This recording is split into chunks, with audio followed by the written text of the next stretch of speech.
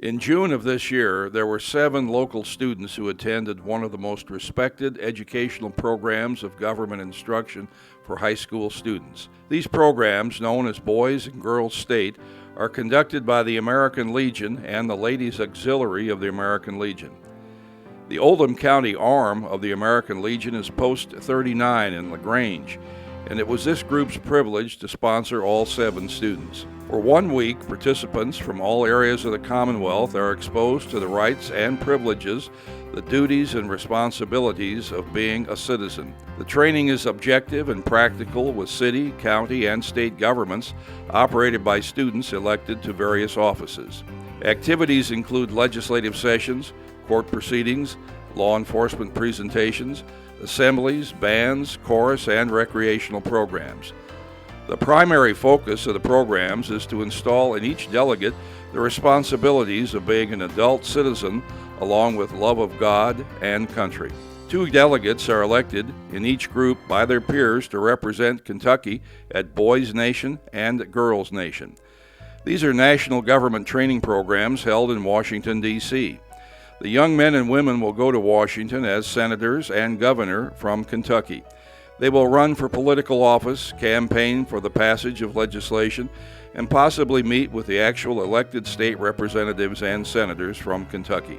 Capping off the week for both groups is a meeting with President Obama at the White House. Students sponsored by Post 39 who attended Girls State were Shelby Sarad and Sydney Bright from South Oldham High School and Lindsay Richter of Oldham County High. Young men attending Boys State were Nick Landis of North Oldham High School, Ben Bethay of Oldham County High, Jordan Ten Harmasol of South Oldham High School, and Jack Gilbert of Christian Academy in Louisville. Sydney Bright will be attending Girls Nation after being elected governor at Girls State. She has already expressed her goal to run for president. The speech that follows was written by Sydney and presented at this year's annual conference of the Kentucky American Legion Ladies Auxiliary. The poet Maya Angelou wrote, "Pretty women wonder where my secret lies. I'm not cute or built to suit a fashion model's size. But when I start to tell them, they think I'm telling lies. I say, it's in the reach of my arms, the span of my hips, the stride of my step, the curl of my lips. I'm a woman phenomenally. Phenomenal woman, that's me." Now you understand just why my head's not bowed. I don't shout or jump or have to talk real loud. When you see me passing, it ought to make you proud. I say, it's in the click of my heels, the bend of my hair, the palm of my hand, the need for my care. 'Cause I'm a woman phenomenally. Phenomenal woman, that's me. Even after just a few weeks of working with the remarkable women that make up the auxiliary, I know each of you could stand and recite this poem as if you wrote it yourself. Because phenomenal women, that's you. Through the reach of your hands and the need of your care, young women across the Commonwealth of Kentucky have been given the opportunity to find their voice. As one of those young women, I can tell you the impact Girls State has had on my life and the lives of my fellow 2015 delegates. I can tell you how we found our collective voices, discovered our passions at the crossroads of the world's needs, and developed a profound admiration and respect for the women who came before us. We stood in a room together on that first day as strangers. Girls from different schools, different cities, different backgrounds. The one common bond we shared was that someone, somewhere, saw a spark in each of us. Our Girls State leaders were charged with taking that spark and igniting a flame, and they did just that. My senior counselor, Charity, was an inspiration. She told us stories about being an Army wife, but more than that, she taught us the importance of caring for our veterans. She talked about volunteering at a post so they wouldn't have to close, and told us about collecting and donating suits to a veterans homeless shelter so they would have clothes to wear to job interviews. She told us about living life as an auxiliary member. Her late night stories in the dorms had a profound impact on more than just me. Bernie, my roommate and fellow Girls Nation delegate, listened alongside me and asked questions, just as eager to hear all the details.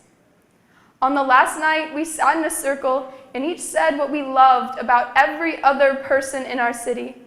And Charity looked at me and Bernie and said that we gave her hope for the auxiliary. I started to cry knowing that I had a new passion.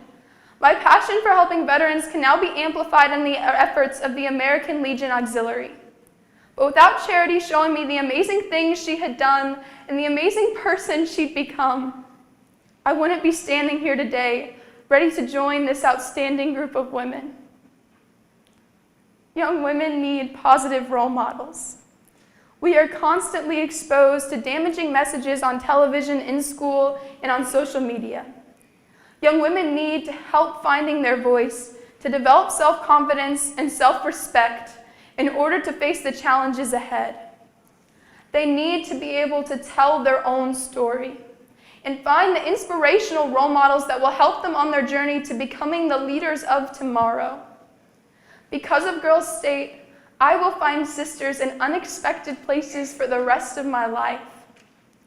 After hearing I was selected by Post 39, a neighbor excitedly told me that she too was a part of this sisterhood.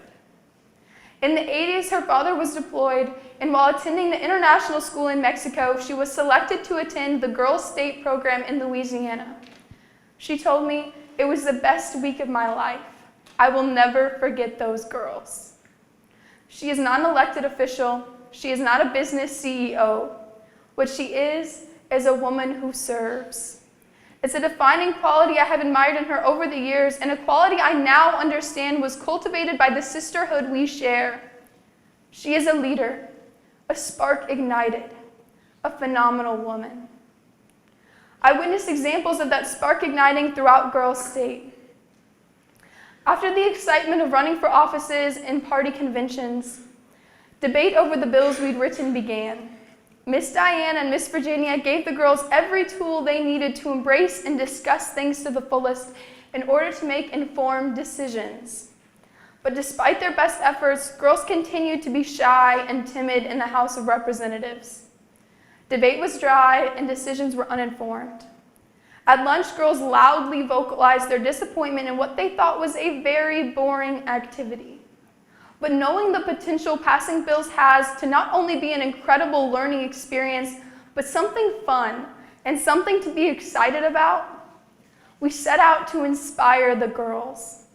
A bill on creating a Boys and Girls State Union was written and presented, and excitement and enthusiasm erupted. Girls who never thought they would speak in front of that crowd stood up and spoke not only for that bill, but against it. It was a spirited debate, and it didn't end there. They kept debating as more and more bills came to the floor. But I think the most awe-inspiring part of all of this was that after girls started to speak their minds and share their voices, a girl named Lillian got up and presented an amendment. Most girls did not agree with it.